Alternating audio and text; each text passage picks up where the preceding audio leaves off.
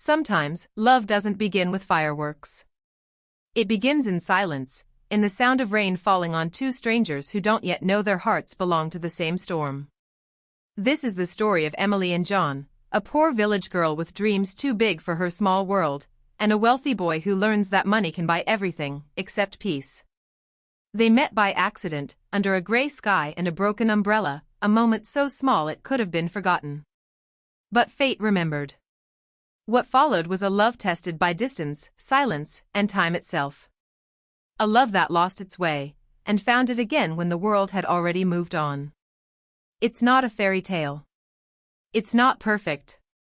It's the kind of story that reminds you real love doesn't promise forever, it just promises to stay, even when everything else leaves. The first raindrop hit the ground like a secret breaking silence. In a village that smelled of wet earth and wilted roses, Emily Ward walked through the narrow lane with a torn umbrella and a heartbeat she could hear louder than the storm. She wasn't late for anything important, just late for the version of herself that used to dream. Her father's medicine needed refilling, her younger brother needed school shoes, and her mother had once again promised the shopkeeper they'd pay next week. Next week never came on time. Still, Emily smiled. She always smiled. Not because her life was easy, but because she refused to let the world know it wasn't. The market was chaos made beautiful, baskets of oranges glistening like suns, children splashing in puddles, voices shouting prices through the rain. That's when she saw him. John Rivers. The boy everyone in the village whispered about, the one who left in a black car every morning and came back with city perfume on his clothes. He stood near a fruit stall, sleeves rolled to his elbows, helping an old woman lift her heavy basket. His laughter cut through the drizzle like sunlight daring to show its face. Emily didn't mean to stare. But she did.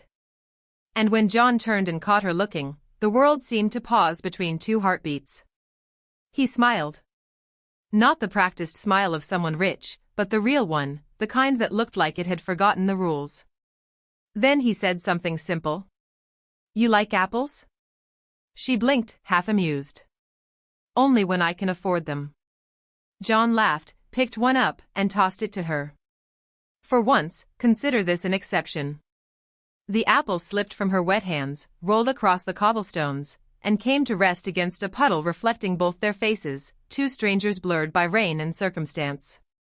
That was how it started, not with a confession, but a shared moment of clumsy kindness. They began meeting by chance, or so they told themselves. Emily would pass through the square just as John finished errands for his family's estate. They'd talk about ordinary things, weather, books, the way city people never looked at the sky. Emily learned that John hated his father's strictness and his mother's obsession with appearances. John learned that Emily had once wanted to be a teacher before poverty turned dreams into practical chores. There was something magnetic in their opposites, her honesty against his privilege, his boldness against her quiet grace. The world outside their little market corner didn't matter when they talked. But the world always listens. One evening, as the sky bled orange, Emily walked home carrying a single red apple, her unspoken trophy from another secret meeting. She found her father coughing in the doorway and her mother watching from the shadows. "You're glowing," her mother said softly. "That's dangerous for a girl with our luck." Emily didn't reply. She just pressed the apple to her chest and thought, how unfair it is that happiness always feels borrowed. That night, she opened her old notebook and began to write a letter she'd never send. "Dear someone, I met a man who looks at me like I'm not invisible. And for the first time, I'm scared that hope might be real." The rain returned before dawn, whispering against her window like it had something urgent to say. Across the village, John stood in front of his father's study. Behind the heavy oak door came voices, business, money, arrangements for his future. When they called his name, he straightened his jacket, pocketed the folded handkerchief Emily had given him to borrow, and whispered to himself, "Love shouldn't have to ask for permission."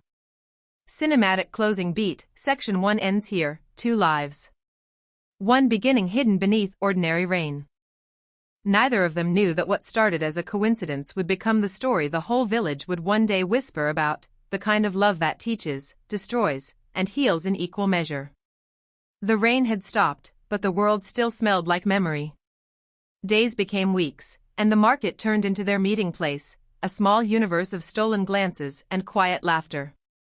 John would arrive early, pretending to help vendors count change, but really waiting for Emily. She always came carrying books wrapped in brown paper, the kind of stories that made her eyes light up like someone remembering another life. They spoke about everything except what they felt. That was the unspoken rule between them: pretend it's friendship, because calling it love would make it fragile. One afternoon, as they sat under the willow tree by the riverbank, John asked, "If you could be anywhere in the world, where would you go?" Emily smiled. "Anywhere? Maybe a place where people don't care how much you own." John chuckled. "That sounds imaginary." "Maybe," she said softly, "but so does the idea of a rich man helping a poor girl carry her hopes." Something inside him shifted: guilt, wonder, maybe both. At home, John's mother noticed the change in him. He smiled more, came home late, and once, she even found dirt on his expensive shoes. That evening, she invited him to dinner. The table was lit by gold-rimmed candles and the kind of silence that made food taste like obligation. His father, a man who had mastered the art of controlled disappointment, cleared his throat. "John," he said, "we've been patient with your distractions, but it's time you start focusing on your future." John looked up from his plate. "My future's fine. I'm working on a few things." His mother's tone was sugar-coated steel. "Including a girl from the market?" The room froze. John didn't ask how she knew. In their world, secrets were never secrets for long. He tried to explain that Emily was kind, intelligent, and unlike anyone he'd met. His mother's face remained calm, the kind of calm that meant a storm was brewing. "She may be kind, but she's not suitable." "People talk, John. You're not a boy anymore. You represent this family." His father added quietly, "Love is a beautiful thing until it costs you everything you've worked for." John stood. "Then maybe everything we've worked for isn't worth much." He left the table before the echoes of his words could fade. Across town, Emily was helping her father close the shop. The wooden shelves were lined with medicines they could barely afford to restock. Her father coughed, a sound that rattled her heart every time. "You've been happy lately," he said, smiling weakly. Emily hesitated. "I met someone." "Someone good?" Her silence was answer enough. He nodded. "Then I hope he's strong enough to love you in this world. Because kindness alone doesn't feed you." Later that night, she heard footsteps outside. John stood there, soaked again, like the sky couldn't stop following them with rain. He looked exhausted, eyes burning with both love and defiance. "They know," he said. "My parents know." Emily's heart sank. "And?" "They want me to stop seeing you." She stepped closer. "And you will?" He shook his head. "No. I can't." For a moment, the world felt simple again. She touched his face, the rain mixing with tears she didn't know she'd released. But then, practicality, her old, faithful armor, crept in. "John, love doesn't live on rebellion. It needs peace, too." "I'll make peace," he said. "Just, not without you." By the time he left, the rain had turned heavier, as if the sky already knew what their hearts refused to say. Emily watched his figure disappear into the mist, clutching the apple core he had once given her. Inside, her father's cough returned. Her mother's weary sigh echoed from the kitchen. She looked around their small, dim house, its peeling walls in patient hope, and whispered, "What if loving him breaks everything we've managed to hold together?" But the heart doesn't wait for answers. It only remembers how it feels when someone says your name like a promise. And that night, Emily dreamed of a dinner table she'd never see, one filled with silver plates and unspoken judgments, and a boy who might just risk it all to make love worth the cost. The next morning, the sun rose with the kind of brightness that lies. Birds sang like nothing was wrong, but Emily felt the world tilt slightly, as if something fragile had cracked. John didn't come to the market that day. Or the next. The third morning, she waited under the willow tree by the river, clutching the same brown book they'd once shared. But the path stayed empty. By the fourth day, gossip found her before the truth did. John left for the city, the baker's wife whispered as she handed Emily a loaf she couldn't afford. His father sent him to work with relatives. Best to keep him away from distractions. Distractions. That's what she was now. Emily smiled politely, but the bread felt heavy in her hands, heavier than any goodbye could. That evening, when the rain began again, she sat by the window and tore a page from her notebook. The words came out like confessions whispered to no one. Dear John, you didn't say goodbye. Maybe it's better this way. I don't know if you'll ever read this, but I needed to write it, so I don't forget how love sounds. She folded it and tucked it inside the same apple basket where he'd first smiled at her. Meanwhile, in a city that never slept, John was learning how silence could be louder than noise. The buildings stretched high, like they were trying to escape their own roots. Every face he passed looked like a stranger who had somewhere better to be. At night, he stared at the empty page of a letter he couldn't start. His father's warning echoed in every clock tick, love is a luxury we can't afford. But the absence of Emily made even success taste like ash. He tried writing. Emily, the city is too loud for your name. I miss the sound of your quiet. He never sent it. Days blurred into months. In the village, Emily's father's cough deepened. The doctor said the medicine needed was too expensive. Emily sold her books one by one, the same stories that once made her believe in miracles.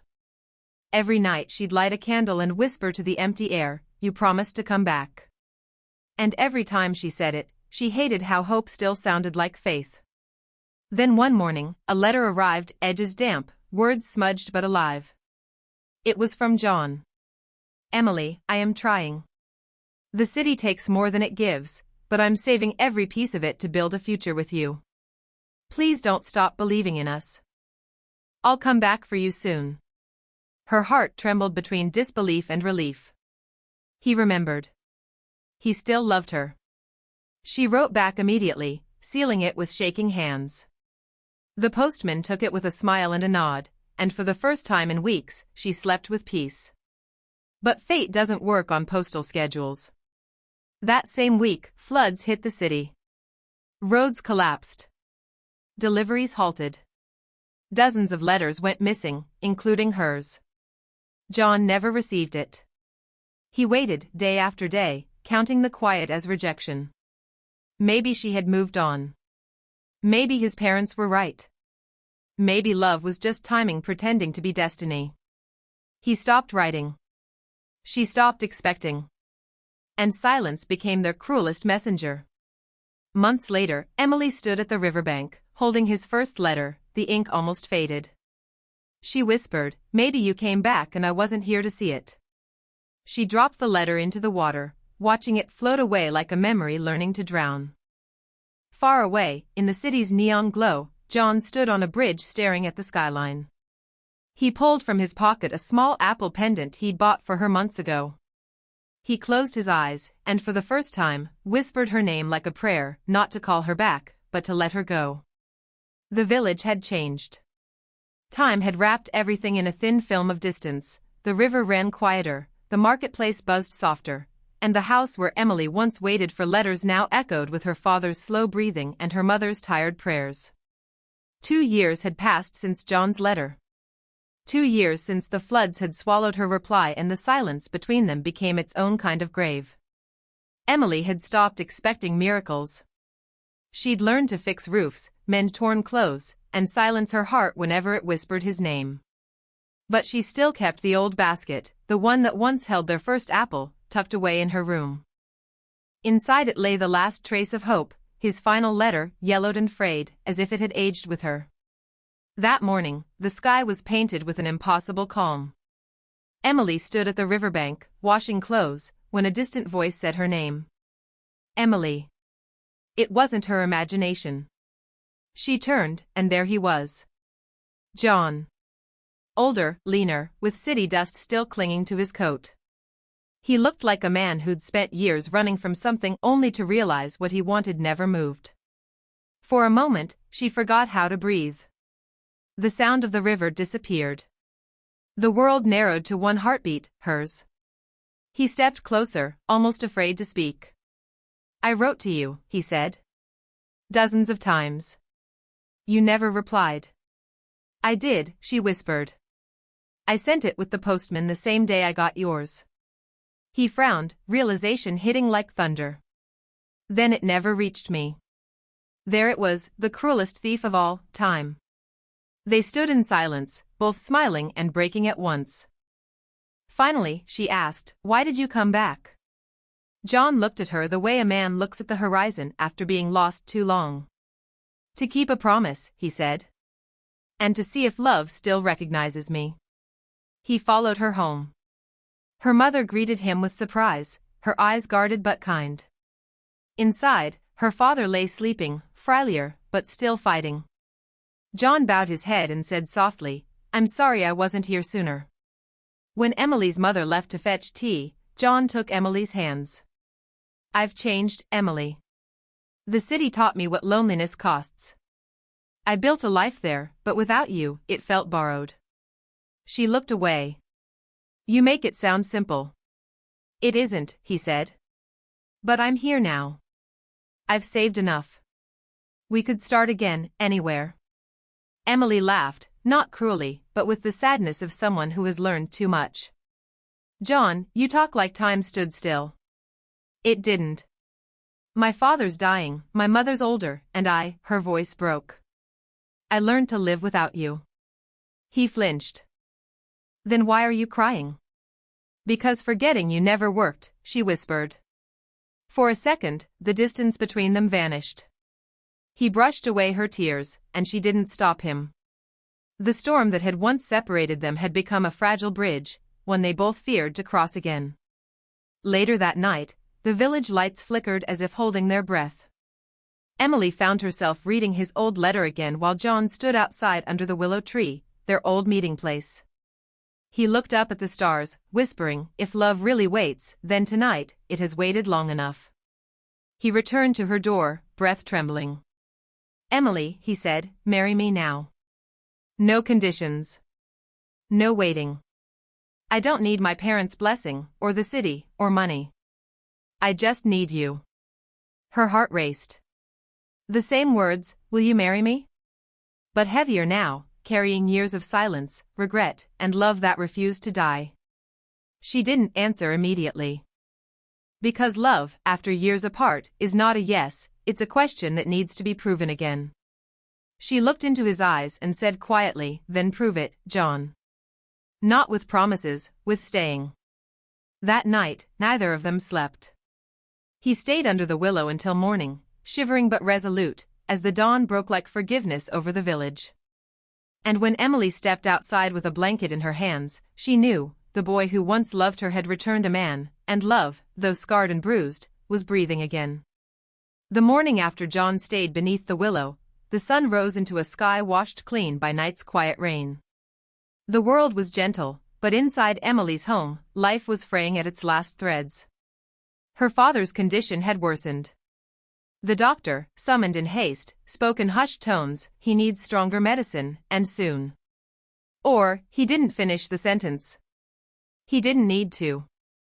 Emily stood beside the bed, clutching her father's hand. His breathing came shallow, uneven. He looked at her, eyes half open, and said with a faint smile, "You always wanted to marry for love. Don't let the world scare you out of it." She wanted to tell him she wasn't scared, but she was. When she stepped outside, John was waiting, dust on his boots, determination in his eyes. "I heard," he said softly. "Tell me what you need."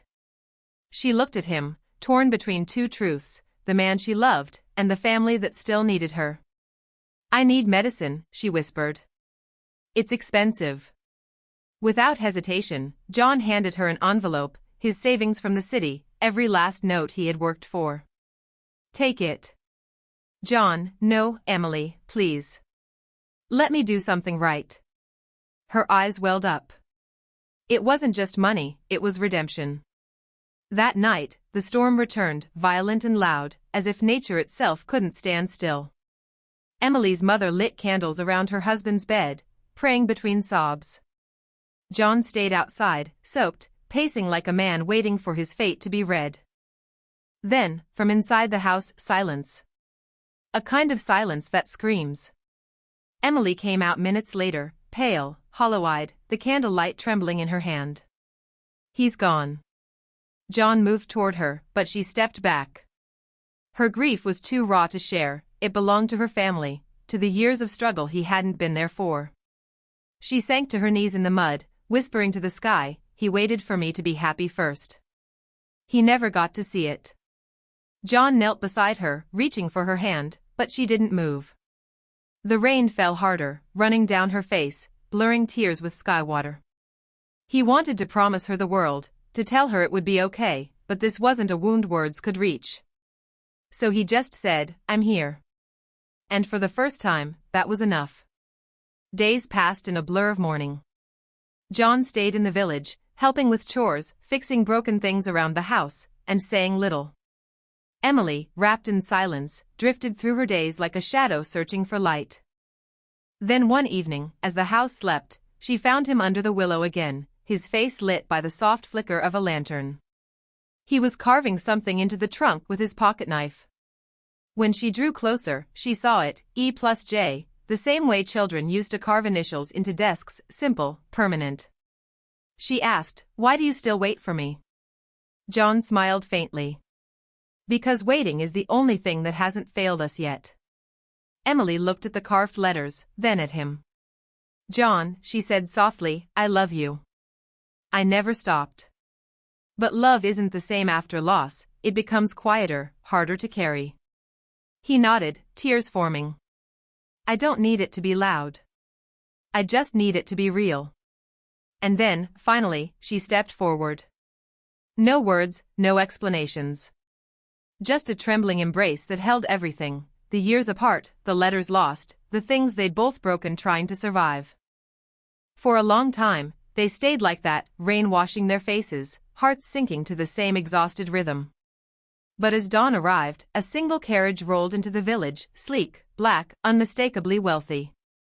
From it stepped John's mother. Her eyes landed on the two of them beneath the tree, soaked, holding each other as if the world had ended. When she spoke, her voice was soft, not cruel. "You look just like your father did when he chose love over sense." John froze.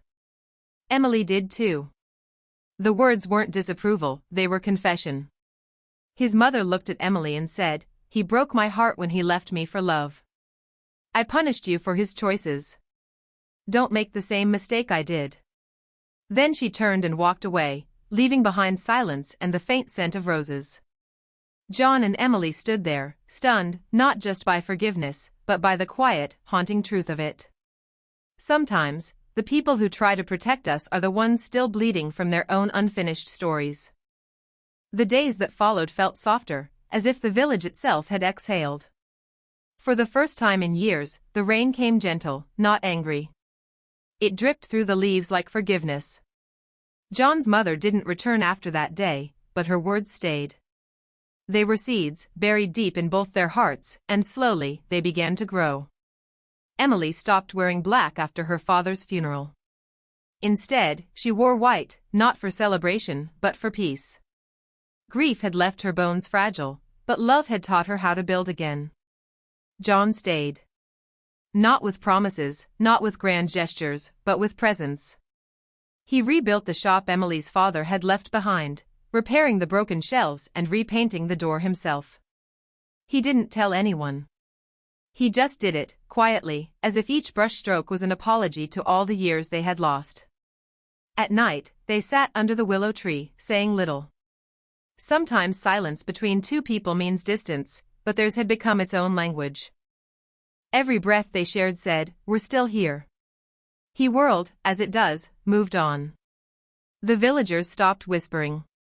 Time, that old thief, began to return small gifts, laughter, sunlight, and the sound of a heart remembering how to trust. One evening, a letter arrived. It was sealed in fine paper with a familiar crest, John's family seal.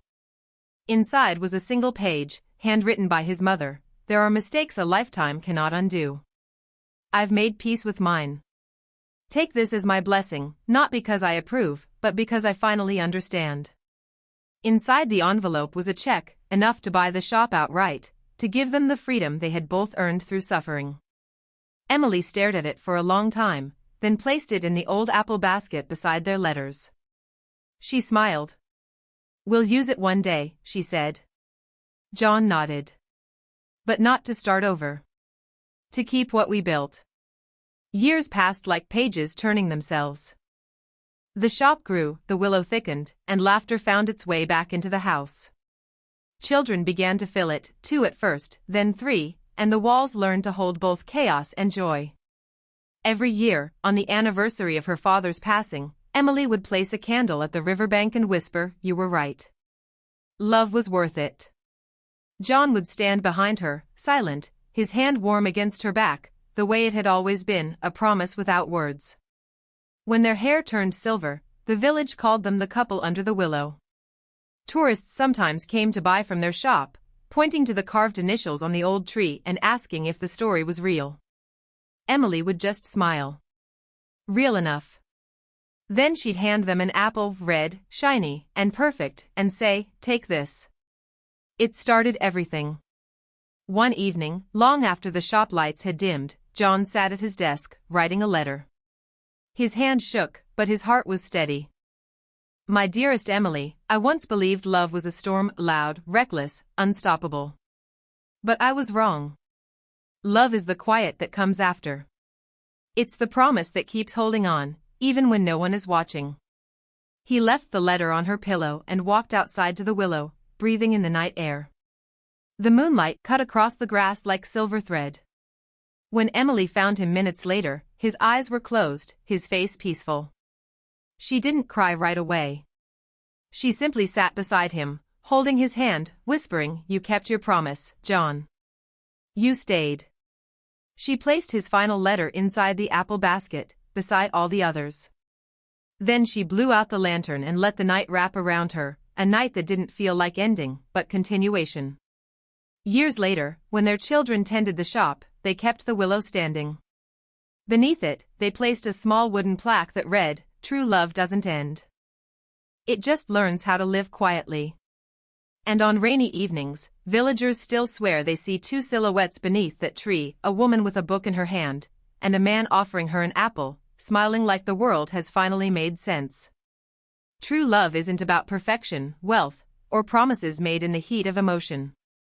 It's about endurance, the quiet strength to stay when life becomes difficult, the patience to forgive when silence hurts, and the courage to rebuild when everything seems lost. Emily and John's story teaches us that love doesn't always win loudly, sometimes it survives quietly, in small acts of care, in showing up every day, in choosing peace over pride. Real love doesn't ask the world to notice it. It just keeps its promise, even when no one is watching.